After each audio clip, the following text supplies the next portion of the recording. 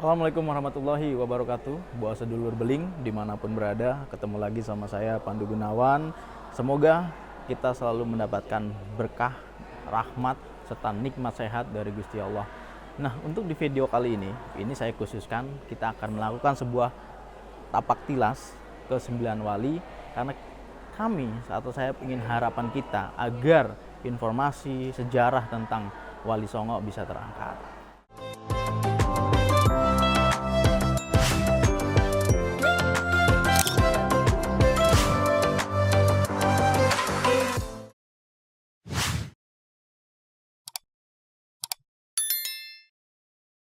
Assalamualaikum warahmatullahi wabarakatuh. Kali ini kita berada di makam dari salah satu wali besar di tanah Jawa, yaitu Sunan Ampel. Dan kali ini kita mendapatkan kehormatan langsung kita bisa berbicara dengan beliaunya, Gus Zainal.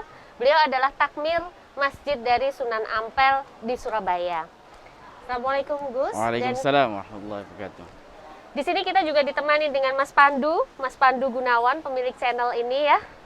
Jadi kita akan bicara sedikit, Gus. Izinkan kami untuk sedikit berbagi ilmu dengan teman-teman yang berada di luar ya. Baik, Gus. Mungkin bisa diceritakan sedikit saja mengenai masjid ini sebelumnya. Masjid ini, ya, Masjid Sunan Ampel ini. Kenapa kok ada Masjid Sunan Ampel ini? Masjid ini dibangun pada tahun 1420 yang sesuai yang tertera di dalam prasasti dalam masjid. Baik. Ya. Awalnya masjid ini adalah pemberian dari Kerajaan Brawijaya V atas sumbangsi beliau, Raden Rahmatullah, yaitu Sunan Ampel sendiri. Ya. Beliau sumbangsinya mendidik pada waktu itu adalah adipati Kerajaan Majapahit yang mengalami kemunduran akhlak pada waktu itu. Ya, melihat dari dakwah beliau terpanggil karena ada hubungan darah dari istri dari Kerajaan Brawijaya V, yaitu Dewi Darawati, ya, putri dari Kerajaan Campa pada waktu itu. Oh, baik. Kebetulan ibu dari Sunan Ampel sendiri adalah anak dari Kerajaan Campa. Baik, untuk selanjutnya mungkin kita bisa masuk ke dalam bersama Gus Zainal. Silahkan.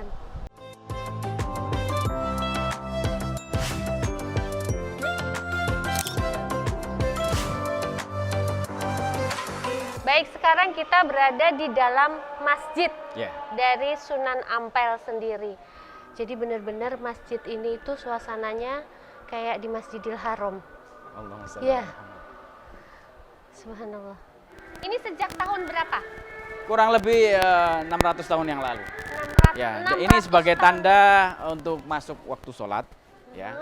Jadi hanya beduknya ini aja, yang apa namanya, cangkangnya saja, kayunya saja. Kerangka yang kayunya. Ini masih baru. Orisinal sejak 600 tahun yang lalu sebagai pengingat waktunya sholat. Ya. Hanya situs-situs itu aja yang masih kami miliki. Baik. Untuk manuskrip yang lain memang ketika zaman penjajahan banyak dibawa ke Belanda. Harusnya dikembalikan ya, Gus. Ya. Karena kita sudah ada perjanjian pengembalian barang-barang. Itu dia, seharusnya seperti itu. Baik, terima kasih, kita sudah keliling bersama Gus Zainal di dalam tadi di dalam makam, kemudian di dalam Masjid Sunan Ampel. Nanti selanjutnya kita akan mengulik lagi bagaimana sih dan apa saja karomah dari Sunan Ampel setelah kita melaksanakan sholat zuhur siang ini. Terima kasih semuanya, nanti kita akan ketemu lagi di sesi selanjutnya. Assalamualaikum warahmatullahi wabarakatuh.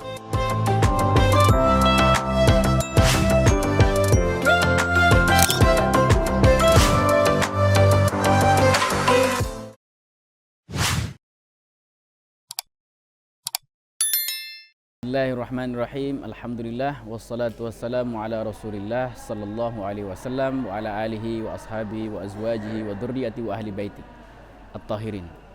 Tayyib, di sini saya akan sedikit bercerita tentang asal muasal dakwah dari Sunan Ampel sendiri, yaitu Maulana Ali rahmatullah alaih. Nama saya adalah Muhammad Zainal Abidin. Ya, saya di sini selaku sebagai takmir Masjid Sunan Ampel. Saya sedikit akan bercerita tentang asal muasal dakwah dari beliau. Ya, cerita ini berawal dari negeri Samarkand, ya, dipelopori oleh seorang ulama karismatik pada waktu itu bernama Syarif Hussein Jamadil Kubro. Beliau mengutus putranya yang bernama Ibrahim Samarkand yang terkenal dari negara Samarkand. Kita orang Jawa mengenalnya adalah Ibrahim Asmorokondi, ya. Beliau diutus oleh ayahnya untuk berdakwah di Asia Kecil, tepatnya di negeri Campa pada waktu itu. Ya, negeri Campa ini melihat teritorialnya bertepat di negara Vietcong ya pada waktu itu. Kemudian negara kecil kerajaan Campa ini dahulunya adalah beragama agama Hindu-Buddha, atau juga ada beberapa sejarawan mengatakan agama animisme. Ya, ketika beliau Ibrahim Samarkand berdakwah ke negeri Campa itu, maka subhanallah negeri itu menjadi negara Islam. Secara sejarawan tidak mengetahui secara gamblang karena yang diliput kebanyakan lahirnya Sunan Ampel pada tahun kurang lebih 1402 ya. Beliau dilahirkan pada tahun 1402. Menurut cerita kerajaan Campa ini memiliki 3 anak ya, 2 putri dan 1 putra. Yang pertama yaitu ibu beliau sendiri, ibu dari Sunan Ampel yang bernama Dewi Chandrawulan, ya mungkin bahasa Sanskertanya Devi Chandrawulan. Kemudian ada Dewi Diarawati yang dipersunting oleh Brawijaya V. Kemudian satu lagi bernama putra, yaitu namanya adalah Abu Hurairah, ya. Bukan Abu Hurairah sahabat Rasul ya, tapi beliau namanya Abu Hurairah. Singkat cerita, negara Campa ini adalah kolonial dari kerajaan Majapahit ya, kerajaan Majapahit. Kemudian kedatangan beliau ke negeri Nusantara ini awalnya untuk membangun akhlak ya, karena pada waktu itu adipati kerajaan Majapahit mengalami degradasi moral. Artinya banyak adipati-adipati yang berontak ke kerajaan Majapahit. Sehingga ada satu ide dari istri dari Brawijaya V, yaitu Dewi Diarawati, untuk memanggil seorang psikiater. Pada waktu itu mungkin mindsetnya psikiater, tapi secara Islam begitu ya. Sehingga mereka datang ke negeri Jawa ini untuk mengajarkan akhlak, yaitu terkenal dengan dakwah Molimo ya.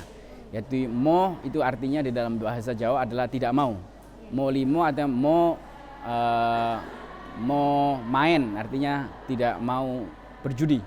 Kemudian ada mo madat, tidak mau mengganja atau obat-obatan, atau mau ngombe. Yang ketiga tidak mau minum. Kemudian yang 4 mau madon, atau tidak mau melakukan perzinaan ya, seperti itu. Sehingga dengan dakwah yang latif, yaitu dakwah yang lembut, alhamdulillah negara Majapahit pada waktu itu mengalami kemajuan ya. Sehingga untuk memberikan penghargaan dari kerajaan Majapahit ini, Sunan Ampel diberikan tanah yang namanya Ngampel ini, di daerah Ampel ini. Masjid ini memang seperti masjid-masjid yang lain ya, untuk derajat ibadahnya sama. Cuman yang membedakan masjid ini adalah nilai sejarahnya ya. Nilai sejarah di masjid ini yaitu masjid ini pertama kali diajarkan ilmu-ilmu agama Islam ya, dakwah beliau pertama kali sini. Nah, dari situ maka meluaslah Islam ya. Masjid ini bukan hanya untuk sekedar ibadah, tapi tonggak kemajuan negara Nusantara ini. Mulai diajarkan keilmuan, kemudian tata pemerintahan seperti halnya ada di kota Madinah pada zaman dahulu. Jadi berkaitan dengan Wali Songo ya. Dahulu sesuai babat tanah Jawa, sejarah babat tanah Jawa, Masjid ini dibangun pada tahun 1420 ya. Tentu beliau masuk sini ke tanah Nusantara ini kurang lebih usianya 21 ya. Beliau berdakwah, yang pertama kali dibangun adalah masjid ya.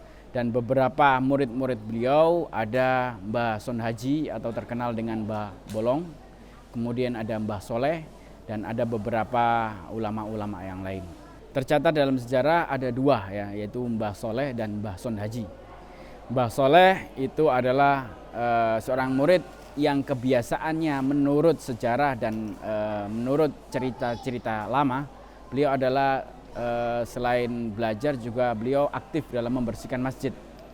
Sehingga ketika beliau meninggal ada beberapa sejarah ya. Saya tidak akan menambahi sejarah, wallahu a'lam, beliau meninggal sampai 9 kali. Ya. Ketika beliau meninggal, masjid ini kotor begitu ya. Kemudian karena Sunan Ampel mengeluh kok tidak ada yang membersihkan, maka beliau muncul kembali sampai 9 kali, sehingga ketika Maulana Sunan Ampel meninggal, dia tidak hidup kembali. Beliau mengajarkan syariat Islam tentunya dengan merangkul budaya-budaya setempat ya. Artinya tidak meninggalkan budaya setempat agar supaya masyarakat ini bisa menerima, karena dakwah itu harus mengena kepada orang yang didakwai, sehingga beliau memasukkan budaya-budaya setempat tapi tidak meninggalkan nilai-nilai syariat yang sudah diajarkan oleh Rasulullah SAW. Jadi masjid ini dahulunya adalah tempat untuk berdakwah ya.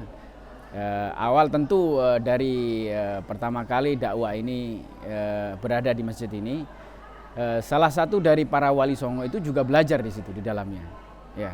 Sehingga beliau memerintahkan para wali sunan-sunan yang lain untuk berdakwah ke tempat yang lain, untuk meluaskan dakwah Islam ini sampai ke Nusantara.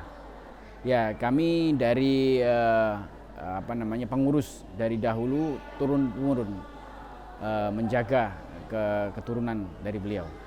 Ya, dari Abdul Khan. Karomah dari beliau tentu adalah dakwah yang bisa diterima oleh masyarakat dengan cara yang lembut. Ya, menurut saya itu salah satu karomah beliau.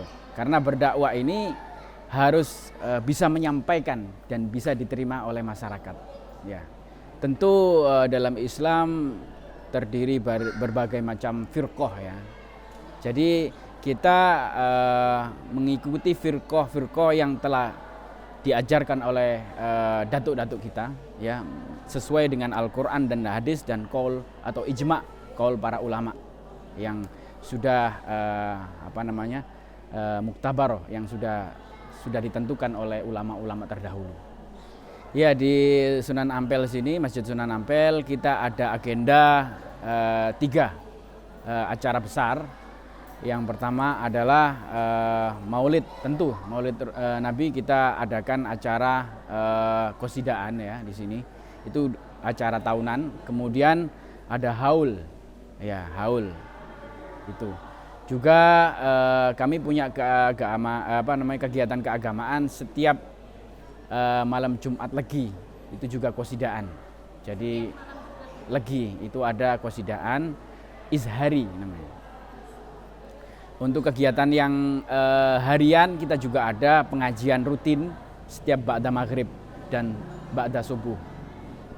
Ya, sepengetahuan saya untuk bercerita tentang sejarah Sunan Ampel itu hanya ada setiap tahun sekali pada haul, yaitu dipimpin oleh beliau sendiri, Al-Habib Lutfi bin Yahya. Beliau yang menyampaikan tentang sejarah dan keturunan-keturunannya sampai keturunan-keturunan beliau hafal.